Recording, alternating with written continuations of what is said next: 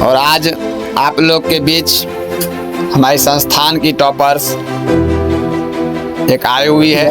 इस सफलता में किनका योगदान है? तो जिन बच्चों को कम नंबर आया है और वो निराश हो जाते हैं, बहुत बच्चे गलत कदम भी उठा लेते हैं, तो आप इस पे क्या कहना चाहिए? है अपने इलाके में बहुत सबसे ज्यादा नंबर ये बच्चे लाए।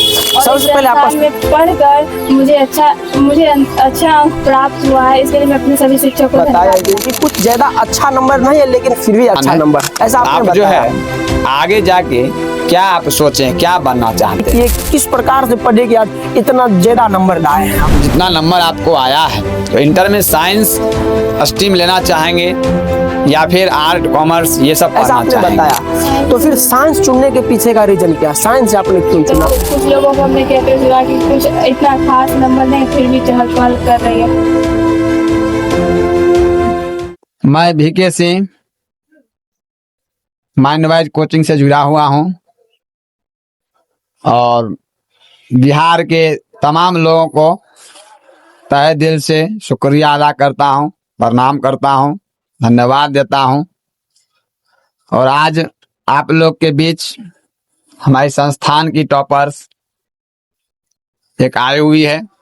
टॉपर्सों की जुबान में आप लोग के आप लोग को कुछ बातें बताई जाएगी, तो आप लोग बने रहेंगे। और जो भी बच्चे 2027 एग्जाम देंगे उनके लिए एक बेहतरीन वीडियो माना जाएगा। मेरे बीच अभी एक बच्ची आई हुई है जो इस बार का जो रिजल्ट आया उसमें टॉपर्स की हुई है, अपने संस्था में बहुत अच्छा नंबर लाई है। उसके बाद ये अपने गांव से अपने क्षेत्र का जो है नाम बहुत रोशन की है, अपने इलाके में बहुत सबसे ज्यादा नंबर ये बच्ची लाई है। सबसे पहले आपका स्वागत है आज के इस वीडियो में। और सबसे पहले आप अपना इंट्रोडक्शन देंगे। मेरा नाम मीनू कुमारी है, हम ओयामा से बिलोंग करते हैं और हम माइंडवाइज कोचिंग अपने संस्थान में 3 साल से लगातार पढ़ाई कर रहे हैं और इस संस्थान में पढ़कर मुझे अच्छा अंक प्राप्त हुआ है, इसके लिए मैं अपने सभी शिक्षकों को धन्यवाद देना चाहूँगी। अच्छा, आपको ये जो मैट्रिक का एग्जाम आपने दिया, इसमें कितना अंक प्राप्त किया?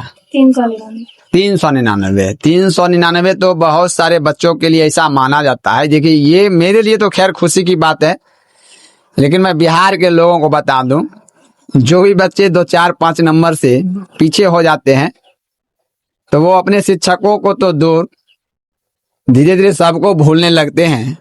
और इन बच्चों का हौसला देखिए कि 399 एक नंबर से 80% से चुके हुए हैं और फिर भी यहाँ पे आए हुए हैं।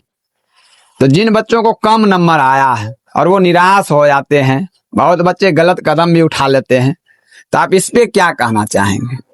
हम यही कहना चाहेंगे कि नंबर से कुछ नहीं होता। ऐसा नहीं है कि जो आदमी सेकेंड कर गए, थर्ड कर गए, वो आगे चल के कुछ नहीं कर सकते, या फिर जो बिहार टॉपर ही बन गए हैं वो आगे चल के मतलब IPS IAS बन जाएंगे और सेकेंड थर्ड करने वाले नहीं बन सकते। सेकेंड थर्ड करने वाले भी बन सकते हैं और नंबर से कुछ नहीं होता, लोगों में काबिलियत होनी चाहिए। चलिए, ये बहुत अच्छी बात इन्होंने कही है।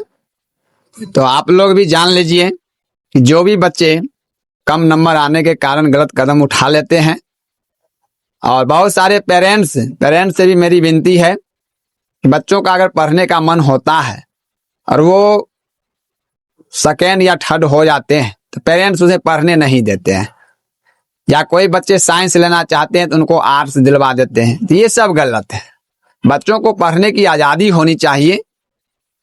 और मेरा भी मानना है, जैसा इन्होंने कहा कि जितने भी बड़े बड़े पोस्ट पे हैं, तो ऐसा नहीं है कि वो टॉपर्स ही बने हुए हैं ना। बहुत सारे ऐसे बच्चे हैं जो टॉपर्स होते हुए भी बेरोजगार बैठे हैं, और बहुत सारे ऐसे भी बच्चे हैं जो थर्ड होते हुए भी, सेकेंड होते हुए भी काबिलियत तारीफ है, बहुत अच्छे पद को प्राप्त किए हुए हैं, और ऐसा होना भी चाहिए।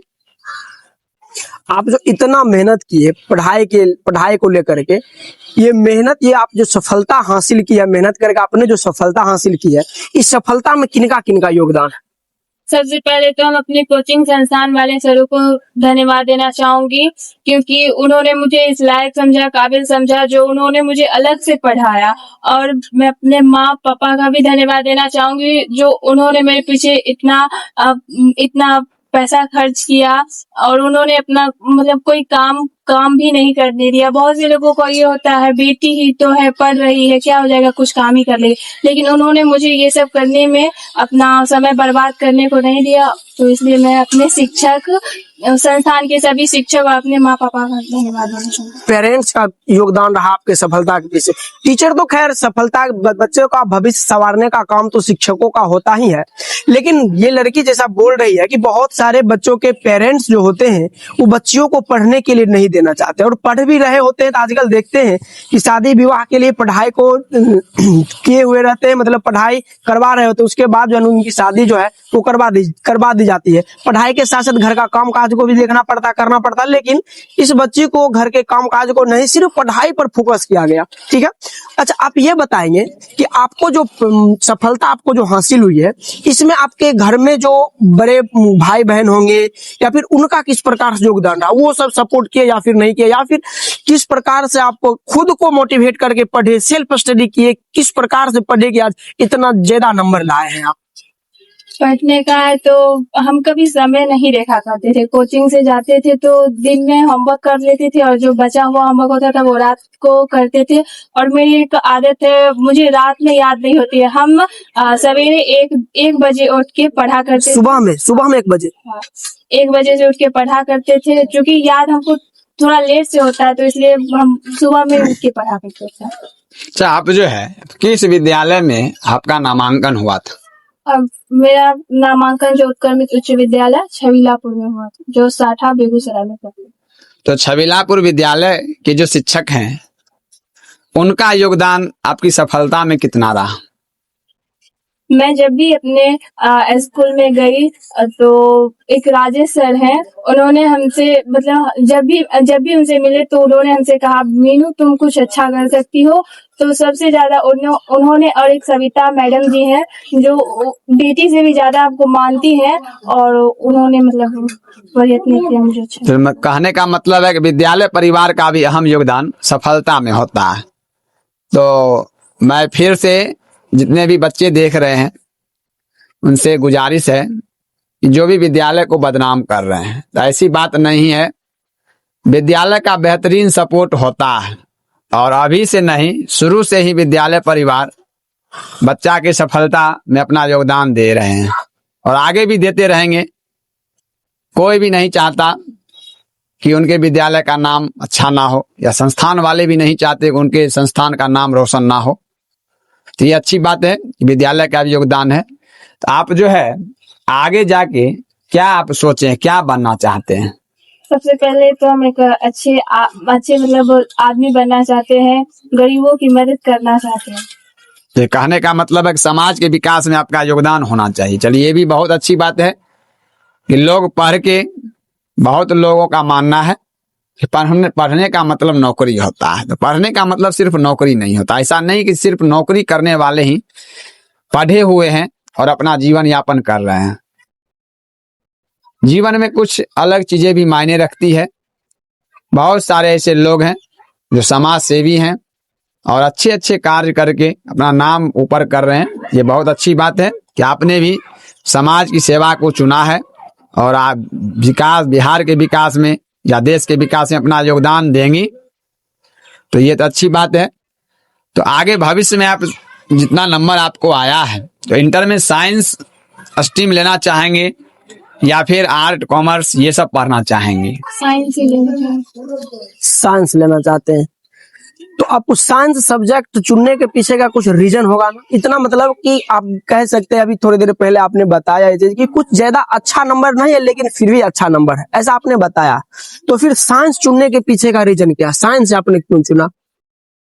साइंस हमने इसलिए चुना क्योंकि मतलब बहुत से लोग कहते हैं कि मतलब हम आ रहे थे तो कुछ लोगों को हमने कहते सुना कि कुछ इतना खास नंबर नहीं, फिर भी चहल पहल कर रही है।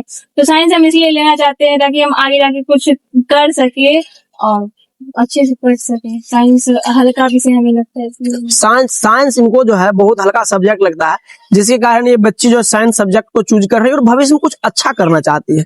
अच्छा, ये बताएंगे, अगर जैसे आपको सरकारी सेवा देने का मौका मिल जाए, सरकारी सेवा करने का मौका मिल जाए, तो आप सरकारी सेवा में किस पोस्ट को चूज करेंगे? बिहार पुलिस बन करके ये आसपास गांव समाज का नाम रोशन करना चाहती है। ठीक है, चलिए बहुत अच्छा।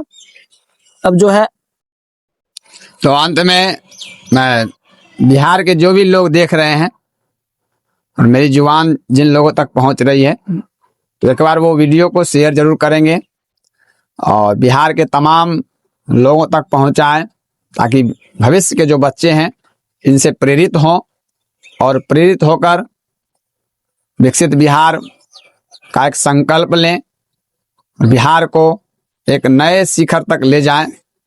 कहा भी गया है कि बिहार है तो सब संभव है। एपीजे अब्दुल कलाम ने कहा था कि बिहार का विकास अगर नहीं किया जाए तो भारत का विकास संभव नहीं है। तो बिहार का विकास होगा तो भारत आगे खुद बढ़ जाएगा, और बिहार के विकास के लिए एक बिहारी, और बिहारी में भी एक आदर्श बिहारी होना बहुत जरूरी है। तो मैं तमाम बच्चों से ये गुजारिश करूंगा, वो लोग मेहनत करें और अपने समाज का नाम, बिहार का नाम और देश को शिखर पर ले जाने का कार्य करें। जितने भी लोग हमारे इस वीडियो से जुड़े, देखें, सभी को मैं तहे दिल से शुक्रिया अदा करता हूं। फिर अगले वीडियो में अगले टॉपर्स, नेक्स्ट टॉपर से हम लोग मिलेंगे और उनकी जुबान को सुनेंगे। तब तक जुड़ने के लिए सभी लोगों को धन्यवाद।